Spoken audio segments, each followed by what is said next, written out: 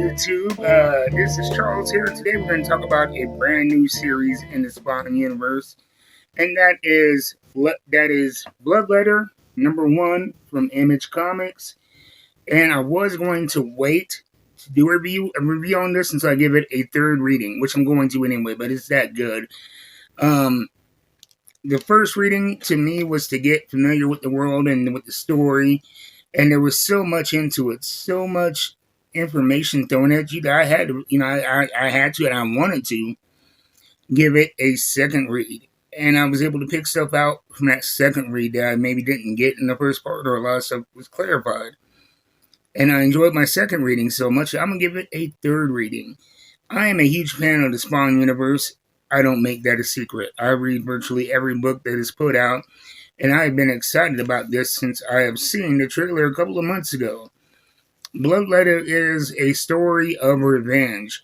I would say it's kind of like a Kill Bill in the Spawn universe. Our main and protagonist is Bloodletter, and she is an operative affiliated with the United States government. And she has since gone underground since a mission blew up.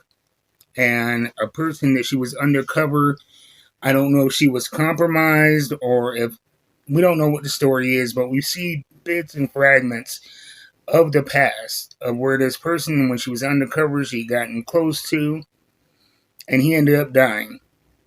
And the team leader on that mission that her contact ended up dying on was Al Simmons. And this is pre-Spawn Al Simmons, back when he was working under Jason Wynn and as an operative. And so this goes way back to the beginning. I mean, really the roots of Spawn. And it's a story that, like I said, it's not originating with Spawn. It's originating with Al Simmons, the man who would become Spawn.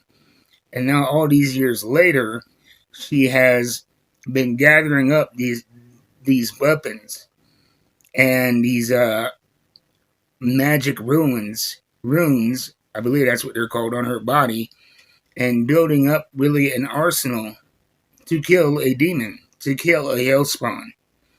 And one hellspawn in particular is, the Al Simmons spawn that she has dedicated her life to kill. We see in this book that she has a sense of right and wrong and justice, but she is morally ambiguous. She will facilitate horrible things to an end goal that she sees as righteous. The story starts off in Cape Flats, South Africa. I'm not gonna give you a blow by blow because this is a story that I want you to go out to your comic book store, find it, and enjoy it yourself. But we see that she rescues somebody seemingly from the from the slave trade, and we come to find out that her motives were not altruistic. It was really to trade them for merchandise that she needed. But then later in the book, you could say that she finds a way to correct that as well. And she, like I said, morally ambiguous. She could go either way. In book 1, you learn a lot about her motivation, the way that she operates, and they really do a lot to capture the emotion. And yeah, there's anger, but behind all of that anger is heartbreak. And so she is a good person, I think, that feels pushed to do bad things. The action is fast-paced, bloody, and violent, so this is not one for your kids. And the characters are very interestingly designed. Her friend here, who goes by Casper, is, her or his own, I believe they are a non-binary character. They dabble in magic and they kind of assist her, but, their own character, their own, their whole look, from the haircut to the scars on the body, tell a story of its own. This is a book that was not haphazardly thrown away. There's lots of thought, and every panel has layers upon layers of information that you can pick up something new in. And it's a little bit, the visual aesthetic is a little bit darker. I noticed like almost every scene takes place at night. And if it's not at night, it's in a dark room with no light accessible. I think that is something that was done intentionally.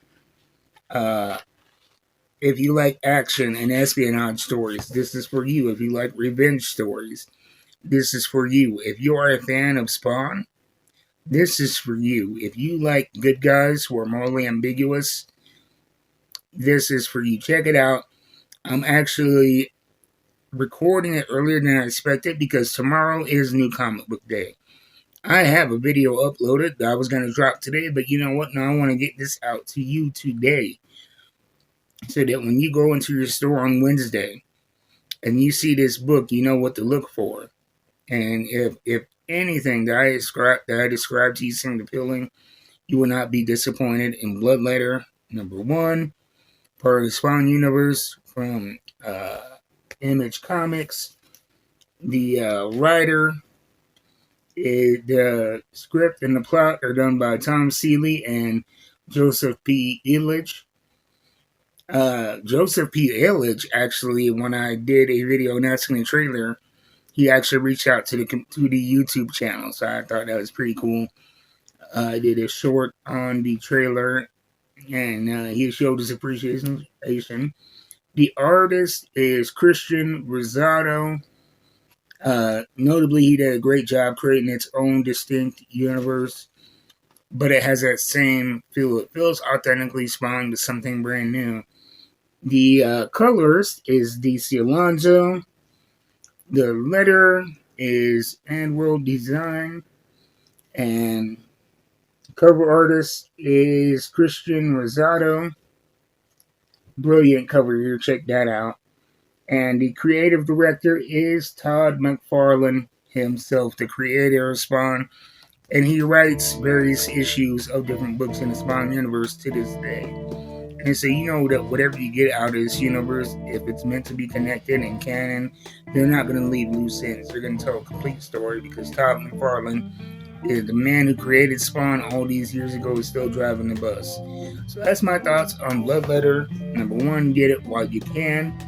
I can almost with certainty say I feel confident saying there will be a second printing, but I think this is going to be one that you want to get your hand on at least one first edition, if not a couple. So I'll see you next time. Until then, keep reading them books. I'm out.